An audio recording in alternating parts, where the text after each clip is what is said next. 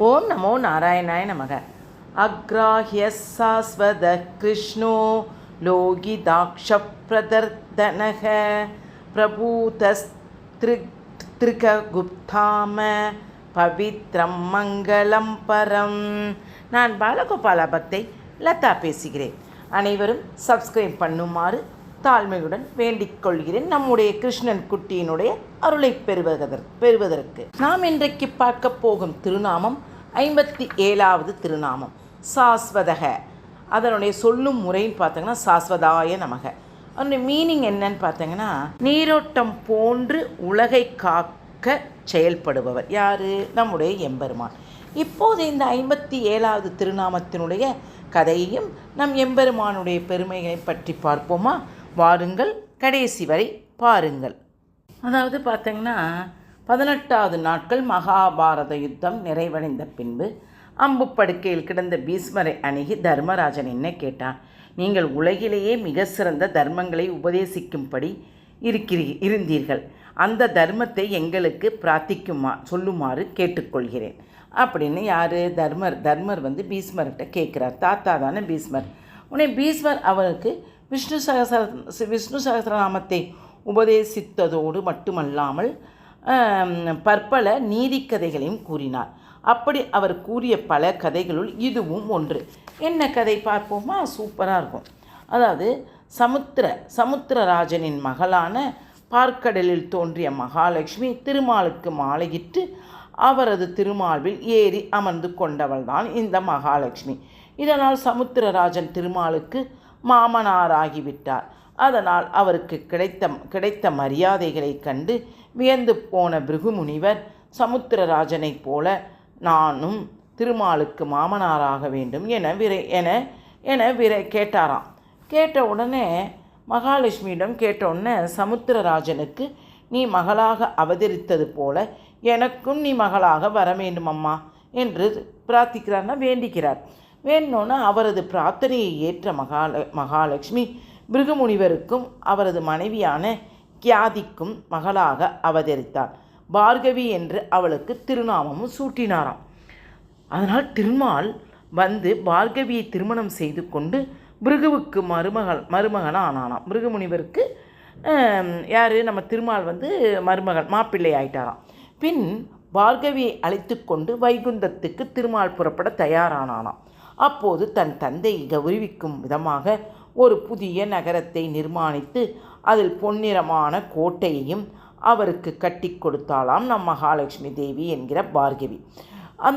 அந்த கோட்டையின் சாவியை பிருகுமுனிவரிடம் தந்தாளாம் அப்பாவுக்கு. அப்பா மகாலட்சுமி கேட்டார். அவரும் நல்ல செல்வம் சிறப்புமாக இருக்கணும்ட்டு இதை கட்டி கொடுத்துட்டு சாவியை கொடுத்துட்டு போயிட்டாங்களாம். உடனே சில காலம் கழித்து மகாலட்சுமி அந்த கோட்டைக்கு செல்ல விரும்பி பிருகுவிடம் சாவி தருமாறு கேட்டாளாம். ஆனால் தந்தைக்கு பரிசாக தந்த பொருள் நீ எப்படி திருப்ப கேட்கலாம் என்று பிருகு சாவியை தர மறுத்து விட்டாளாம் பார்கவியிடம். இந்த செய்தியை கேள்வியுற்ற திருமால் பிருகுவிடம் வந்து அவருக்கு அறிவுரை கூறினாராம். யாருக்கு? பிருகுவுக்கு. ஆனால் திருமால் மீது கோபம் கொண்ட பிருகு மகரிஷி, தேவாதி தேவனான நீ இருப்பதால் தான் உனக்கு நீ வந்து பெரிய பெருமாள், பெரிய தேவாதி தேவனுக்கெல்லாம் நீ வந்து ஒரு அரசன் மாதிரி இல்லை, அரசன். அதனால் என்னை போன்ற மனிதனினுடைய எண்ணங்களும் துன்பங்களும் உனக்கு புரியாது.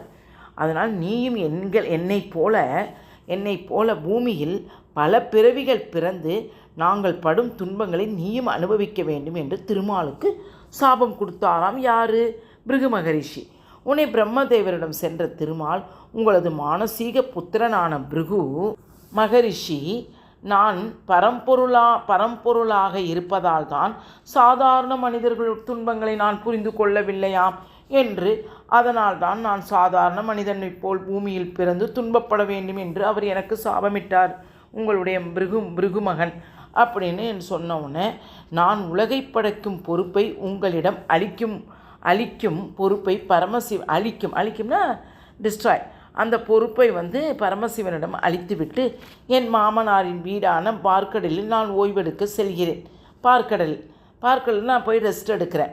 நீங்கள் எப்போதெல்லாம் பூமியில் பிறக்க சொல்கிறீர்களோ அப்போதெல்லாம் நானும் பிறப்பேன் என்றாராம் நம் திருமால். அதை கேட்ட பிரம்மா, எம்பெருமானே, இப்படி ஒரு நாடகத்தை நீ நிகழ்த்தலாமா? உலகை நான் படைப்பது போலவும் சிவன் அழிப்பது போலவும் தோன்றினாலும் உண்மையில் எங்களையும் இயக்கி இச்செயல்களை செய்ய வைப்பவன் நீ என்றோ. நீ ஒரு செயலை செய்ய திருவுள்ளம்னா மனசார நீ ஏற்றுக்கிட்ட, அதை எங்களால் மாற்ற இயலாது பெருமாளே அப்படின்னு பிரம்மதேவர் சொல்கிறாரு. நீங்கள் பார்க்கடலில் போய் ஓய்வு எடுத்துக்கொள்ளுங்கள். உங்களுடைய அருளால் நான் படைப்பு தொழிலை செய்கிறேன். சிவன் அழிக்கும் தொழிலை செய்வார். நாங்கள் துன்பப்படும் போதெல்லாம் உங்களை அண்டி பூமியில் பிறக்குமாறு பிரார்த்திக்கிறோம் என்று கூறினாராம் பிரம்மதேவர்.